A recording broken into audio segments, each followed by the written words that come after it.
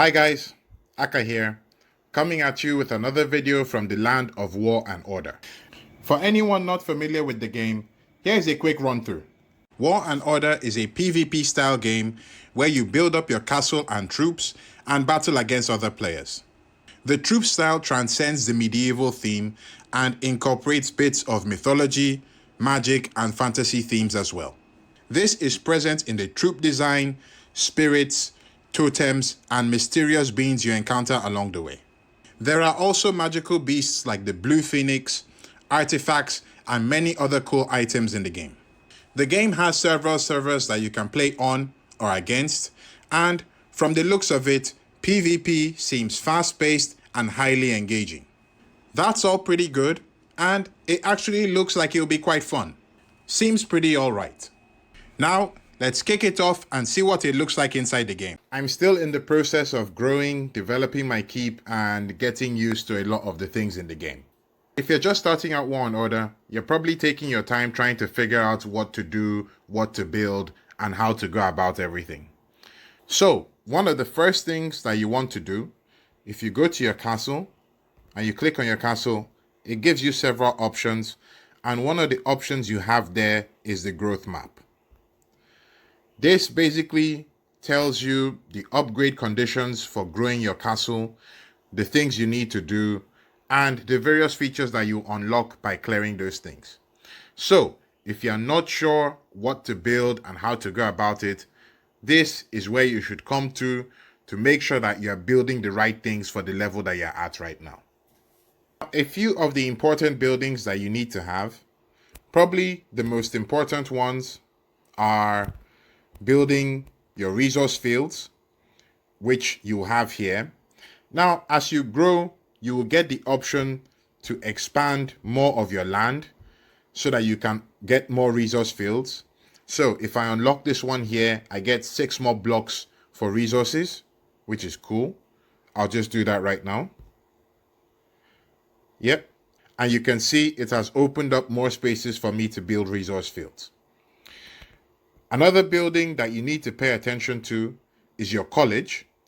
And the layout is such that you can build them pretty much anywhere there's an open space. So I have my college right here. And when you go in, you have the various things that you can research to grow your keep. The first things that you want to focus on development and resources. Those are the things you'll be paying attention to. Now, one interesting thing about doing research in War and Order is that at the stages that we're at least from what I can tell so far, aside from certain prerequisites, you only need resources to do research, which is great. You don't need an additional type of item, at least right now, to do the research that you need. So, I'll just come here, load up this research, and let it be running.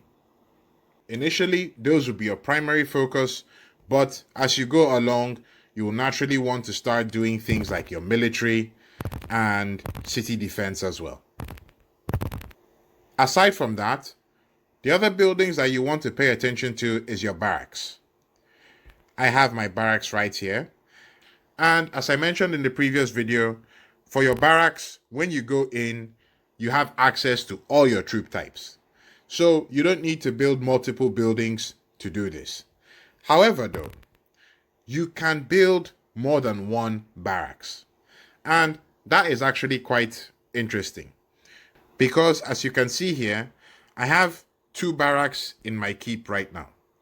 And basically what that means is that you could train multiple troop types at the same time. So if I come in here and I've upgraded my barracks that I've unlocked the tier 2 troops. So for this one, I could set these ones to recruit. While that's running, come to the other one, load up some cavalry, and recruit. And if you click on an empty slot, you get the option for more buildings that you have. If we just go to barracks, you can see that as you upgrade the level of your keep, you gain access to unlock more barracks. So potentially there are 4 troop types, and if you have multiple barracks, you can have more than 1 troop type running at the same time. Aside from that, you'd want to come down and have a look at your training grounds. The training grounds is where you can increase the capacity of troops that you can build, and it also increases your troop training speed as well. So that's helpful. You'd want to get this as high as you can so that it makes it easier when you're building troops. Okay, that one is upgraded a bit. And in terms of troops, when you're starting off, you'd want to focus on building out some low-level cavalry, because you'll probably be using these troops more to gather resources outside of your castle. As you look on the right-hand side, you can see that you have the various troop stats there. And if we just scroll through them very quickly, you'll be able to tell that cavalry has the most load out of the 4 troop types. So infantry has 9, archers have 6, mages have 4, and cavalry has 18. So this is for level 2. Now on the left hand side, you can see this sort of tab area right here. If you click on that, it basically gives you a breakdown of what each of your buildings are busy doing right now. And anyone that you click on, let's say I click on research for example, it takes you straight there and you can start doing stuff from here. In the meantime, what I'm going to do, I'm going to come here, I'm going to set my college to upgrade. I'm going to upgrade that very quickly so that I can load up some more research. Yep, get that one going. Okay. Now, a couple other things to help you out with your initial development. If you look at the top left-hand corner, that basically shows you the construction slots that you have right now. So you will have 1 construction slot standard. You can also get a second construction slot, which you can use to build multiple buildings at the same time. It's called the Golden Hammer. Now you have the option to use the Golden Hammer for 1 day, and if you get the items for that, you have that option available. However, you could choose to unlock the Eternal Golden Hammer. That's by buying the pack, and it unlocks that slot for you forever. So if you get this, you'll be able to build multiple buildings throughout and carry on. One other important thing that you need to pay attention to is claiming your quests. So as you complete your quests, you get a lot of stuff to claim. And initially, these will help you with your growth, and you need to make sure that you're claiming these regularly. Now, aside from your regular quests, if you look here, you have the Guardian Angel right there, and you can see it with the book icon above it. If you click that, you get to the Chronicles of War. What this basically is a sort of quest that is server-wide. So it is achieved by everyone in the server, and once it's unlocked, everyone in the server gets the rewards and you can claim them. So if we look at here, eliminate monsters. The first one says total of 20 lords in the realm successfully kill monster level 10.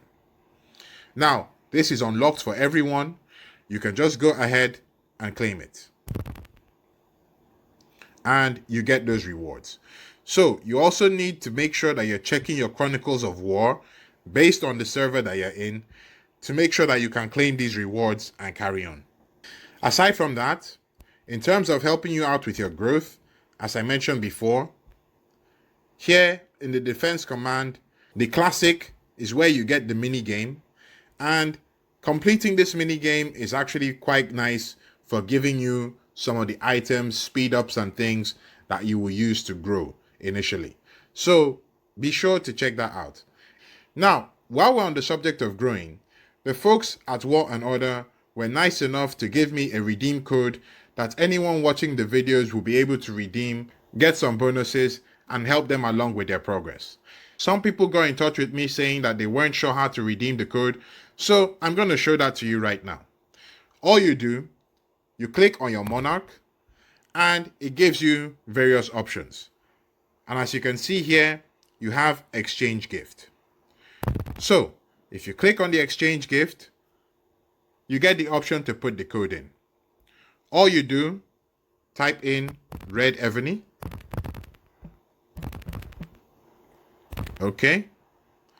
And you get your bonuses. So be sure to use that to get some stuff to help you with your growth.